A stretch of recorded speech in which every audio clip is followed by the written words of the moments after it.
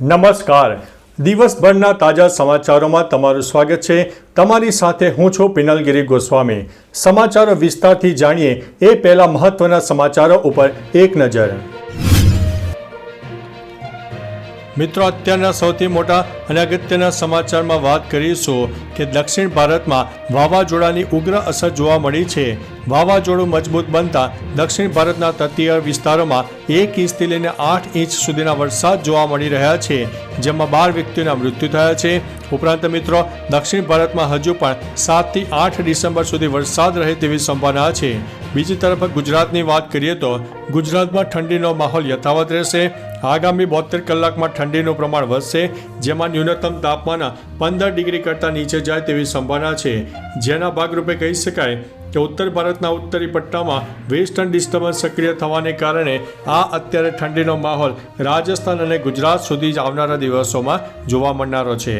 મિત્રો, અન્ય મહત્વના સમાચારની વાત કરીએ તો પ્રી સ્કૂલ એસોસિએશન દ્વારા વિરોધ વ્યક્ત કરવામાં આવ્યો છે.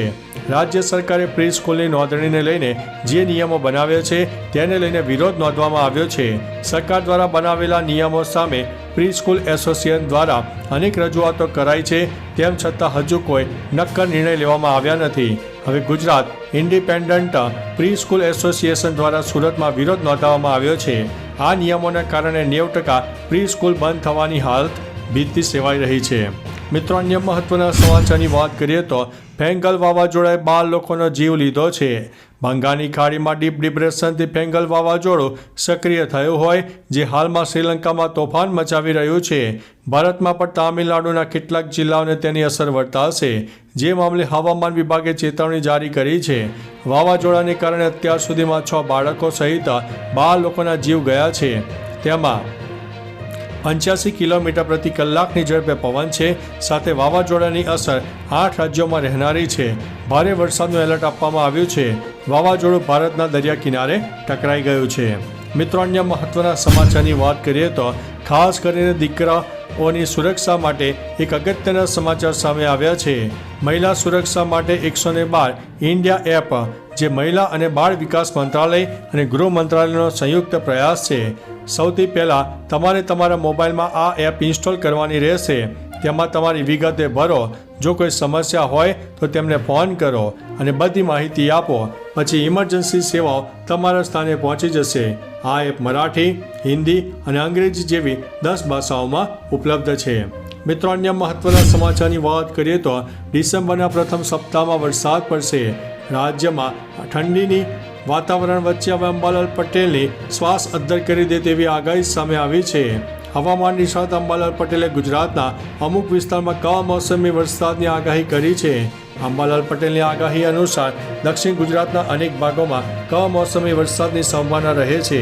હવામાન ખાતાએ મંગળવારે જણાવ્યું હતું કે આગામી 3 દિવસ અમદાવાદમાં તાપમાનમાં 1 ડિગ્રીનો ફેરફાર થઈ શકે છે. મિત્રો, અન્ય મહત્વના સમાચારની વાત કરીએ તો મણિપુરમાં 13 દિવસ બાદ શાળા અને કોલેજો ખોલી ગઈ છે. શુક્રવારથી ઇમ્ફાલ ખીણના જિલ્લાઓ અને જીરીબામમાં શાળાઓ અને કોલેજો ફરીથી ધમધમતા થયા છે. મણિપુર સરકારે ગુરુવારે આ અંગેની જાહેરાત કરી હતી. અહીંની શૈક્ષણિક સંસ્થાઓ લગભગ 13 દિવસ પછી ખુલી છે. આ સંબંધમાં કોઈ નવો આદેશ જારી કરવામાં આવ્યો નથી. શુક્રવારથી ઇમ્ફાલ ખીણના જિલ્લાઓ અને જીરીબામમાં કર્ફ્યુમાં રાહત આપવામાં આવશે કે પ્રતિબંધિત રહેશે તે હવે જોવું રહ્યું. મિત્રો, અન્ય મહત્વના સમાચારની વાત કરીએ તો દ્વારકાથી પાકિસ્તાન માટે જાસૂસી કરતો ઈસમ ઝડપાયો છે. દેવભૂમિ દ્વારકાથી પાકિસ્તાન માટે જાસૂસી કરતો ભારતીય ઝડપાયો છે. દેવભૂમિ દ્વારકાના ઓખામાં ગુજરાત એટીએસે ઓપરેશન ચલાવ્યું છે.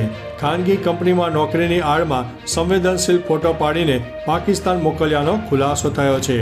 મિત્રો, અન્ય મહત્વના સમાચારની વાત કરીએ તો હવે મલ્ટીનેશનલ કંપનીમાં કામ કરવા વિદેશ નહીં જવું પડે. મલ્ટીનેશનલ કંપનીમાં કામ કરવા માંગતા યુવાનો માટે સારા સમાચાર છે. યુવાનોને હવે મલ્ટીનેશનલ કંપનીમાં કામ કરવા માટે વિદેશ નહીં જવું પડે. જીટીયુ આવતા એકેડેમિક વર્ષથી MBA ફિનટેક કોર્સ લોન્ચ કરવા જઈ રહ્યું છે. સામે આવેલી માહિતી અનુસાર આ કોર્સ ખાસ ગિફ્ટ સિટીમાં ઊભી થઈ રહેલા ફાઇનાન્શિયલ અને ટેકનોલોજીકલ કંપનીની જરૂરિયાત પ્રમાણે ડિઝાઇન થઈ રહ્યો છે. મિત્રો, અન્ય મહત્વના સમાચારની વાત કરીએ તો સફેદ રણમાં ખાનગી વાહનો માટે રિસ્ટ્રિક્ટેડ ઝોન જાહેર કરવામાં આવ્યો છે. ધોરડો રણ ઉત્સવ વિસ્તાર ખાતે સબરસ બસ સ્ટેશનથી વોચ ટાવર સુધીના વિસ્તારમાં આસપાસના સફેદ રણ વિસ્તારમાં ખાનગી વાહનોના પ્રવેશ ઉપર સંપૂર્ણપણે પ્રતિબંધ મૂક્યો છે. આ હુકમથી સરકારી ફરજ પરના વાહનો, fire fighter, emergency medical services સંલગ્ન વાહનો, પરવાનગી આપવામાં આવેલા હોય તેવી બસો અને પોલીસ અધિક્ષક શ્રી પશ્ચિમ કચ્છ ભુજ અધિકૃત કરે તેવા વાહનોને મુક્તિ આપવામાં આવશે. મિત્રો, અન્ય મહત્વના સમાચારની વાત કરીએ તો હાર્દિકે કમાલ કરી 1 ઓવરમાં 28 રન. હાર્દિક પંડ્યા લાંબા સમય બાદ સૈયદ મુશ્તાક અલીની ટ્રોફી રમી રહ્યો છે.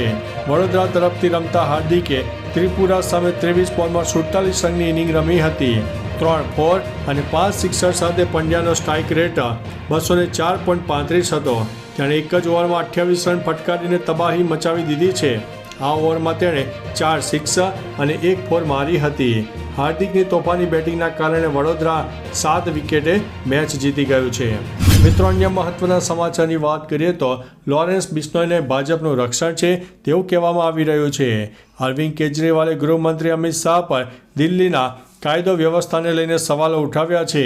શુક્રવારે દિલ્હી વિધાનસભામાં ગુનાહિત ઘટનાઓનો ઉલ્લેખ કરીને કેજરીવાલે લોરેન્સ બિશ્નોઈનો પણ ઉલ્લેખ કર્યો હતો. તેમણે કહ્યું છે કે સાબરમતી જેલમાં બંધ લોરેન્સ બિશ્નોઈ તો ધમાલ મચાવી છે. તેણે સવાલ ઉઠાવ્યો હતો કે શું લોરેન્સ બિશ્નોઈને ભાજપનું રક્ષણ છે કે જેલમાં હોવા છતાં આખી દુનિયામાં પોતાનું કામ ચલાવી રહ્યો છે. મિત્રો, અન્ય મહત્વના સમાચારની વાત કરીએ તો આઈસ્ક્રીમ બ્રાન્ડના પૂર્વ પ્રમોટરો સામે ઈડીની કાર્યવાહી સામે આવી છે. ઈડીએ 1400 કરોડની કથિત બેંક છેતરપિંડી સાથે સંબંધિત મની લોન્ડરિંગ કેસમાં ડેરી કંપની ક્વોલિટી લિમિટેડના ભૂતપૂર્વ પ્રમોટર્સના પરિસરમાં દરોડા પાડીને 1.3 કરોડ રોકડ તથા સેલ કંપનીઓ સાથે જોડાયેલા પુરાવા જપ્ત કર્યા છે. ઈડીના નિવેદન અનુસાર મની લોન્ડરિંગ નિવારણ અધિનિયમની જોગવાઈઓ હેઠળ લગભગ 6.5 કરોડની કિંમતની લક્ઝરી કાર અને ડિમેન્ટ ખાતા પણ ફ્રીઝ કરવામાં આવ્યા છે. મિત્રો, અન્ય મહત્વના સમાચારની વાત કરીએ તો ભારતીય ટીમ પાકિસ્તાન નહીં જાય તેવું MEA જણાવ્યું છે. એટલે કે ભારતીય વિદેશ મંત્રાલય એટલે કે MEA ICC ચેમ્પિયનશિપ ટ્રોફી માટે ભારતીય ટીમને પાકિસ્તાન નહીં મોકલવાનો નિર્ણય લીધો છે. ICCની બેઠકમાં BCCIએ પણ સ્પષ્ટપણે કહ્યું છે કે અમે અમારી ટીમની સુરક્ષાને લઈને ચિંતિત છીએ. તેથી ટીમ પાકિસ્તાન નહીં જાય. જો પાકિસ્તાન હાઇબ્રિડ મોડલ માટે તૈયાર નહીં થાય તો ભારત તેની હોસ્ટિંગની જવાબદારી લેશે. જો ICC ભારત વિના ટુર્નામેન્ટ રમવા માગે છે તો ટીમ તેના માટે પણ તૈયાર છે. તો ચાલો મિત્રો, ફરીથી દેશ અને દુનિયાના સુપરફાસ્ટ સમાચાર લઈને મળતા રહીશો. ત્યાં સુધી અમને રજા આપશો. નમસ્તે.